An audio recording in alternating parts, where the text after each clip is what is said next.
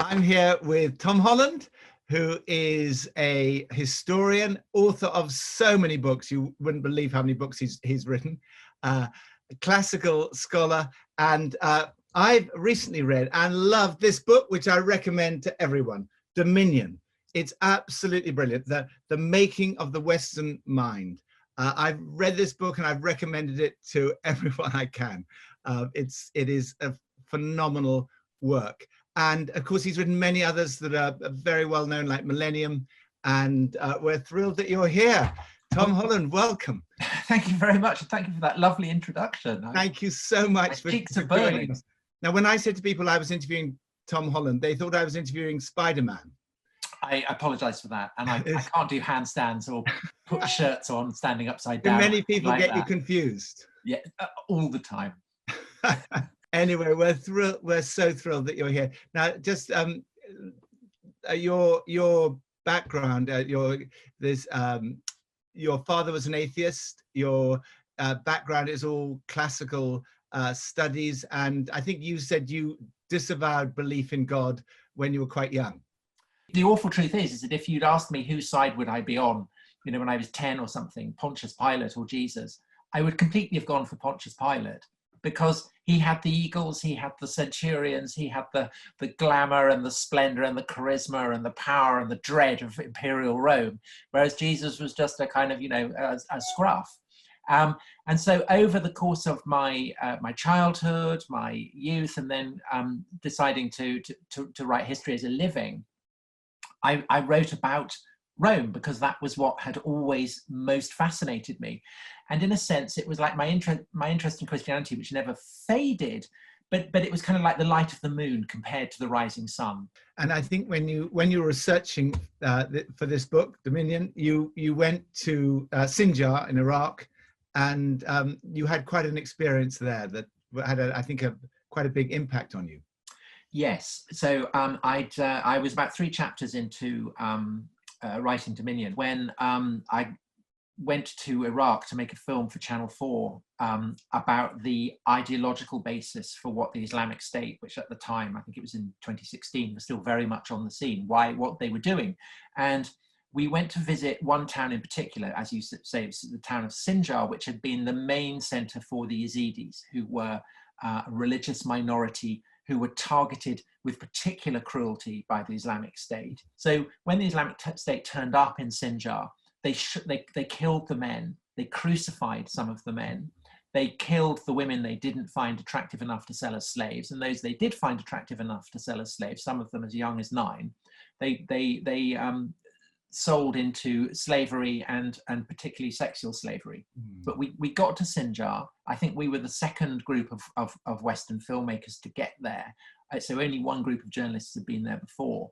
And to be within the reach of people who had behaved as the Romans would have behaved, to be there was incredibly unsettling. This was a place where people had been crucified.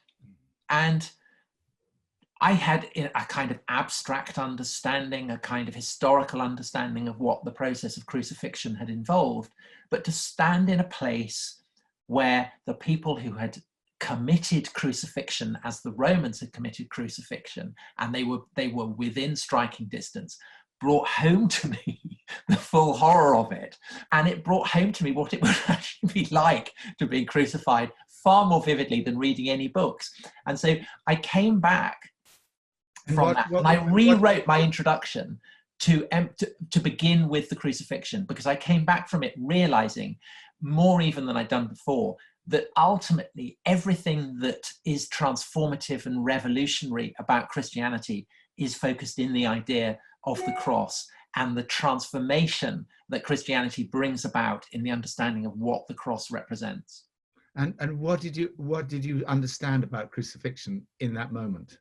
If you are publicly nailed or strapped or tied to a cross, unable to stop the birds from pecking out your eyes or attacking your genitals, and these humiliations and sufferings are public, you are serving as a kind of billboard for Roman power. And your humiliation is redounding to the glory of those who are crucifying you. Someone who is crucified is not just suffering the penalty of a rebel, but that of the lowest of the low, a chattel, a human being who exists purely to serve the master. So that is the fate that is visited on Jesus. And it gives you some sense of how utterly shocking the message of the earliest Christians is, that someone who had suffered that fate of all fates could in some way be the king of the heavens. And what was the impact on you personally of that? I came back with a sense that the story of the crucifixion and the resurrection is the most astonishing story that humanity has ever told.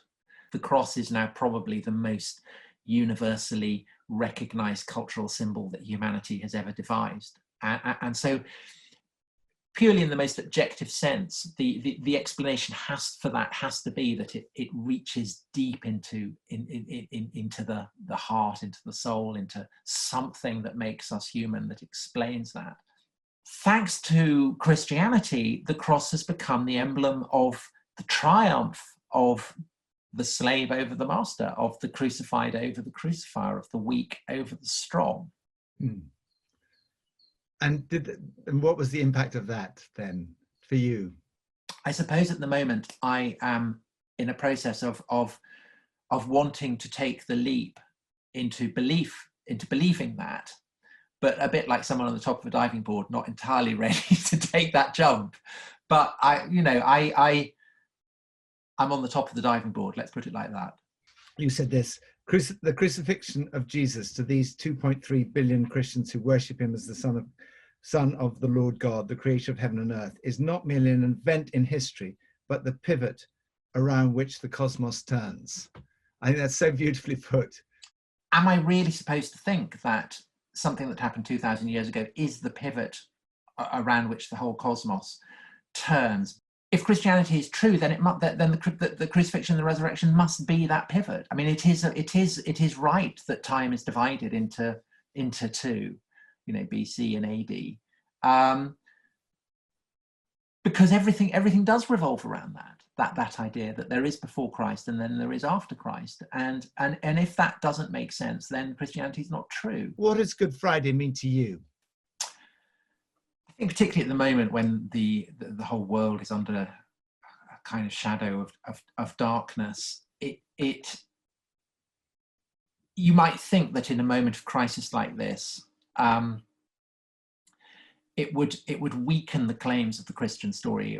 It would seem that the idea that there might be hope or an all good or all powerful God who permits such things to happen, that it might weaken the foundations of the Christian story. But I find actually that it kind of sharpens it, because what Good Friday does, what the story of the Passion does, is really to give the kind of it stares darkness in the face in a way that no comparable story does, because it's not just the horrors of crucifixion, the scale of the suffering of those who undergo it, and so therefore the scale of the suffering that Jesus endures, but it's the fact of who is suffering it.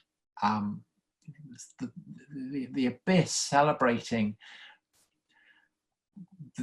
the divine amid the glories of heaven, and the racking, tortured body suffering the death of a slave nailed to rough wood, is a kind of greater, almost an abyss of incomprehension. And yet it's not incomprehensible, because the darkness of Good Friday exists in the context of the light that is to come, the light of Easter Sunday. And the two are dependent on each other.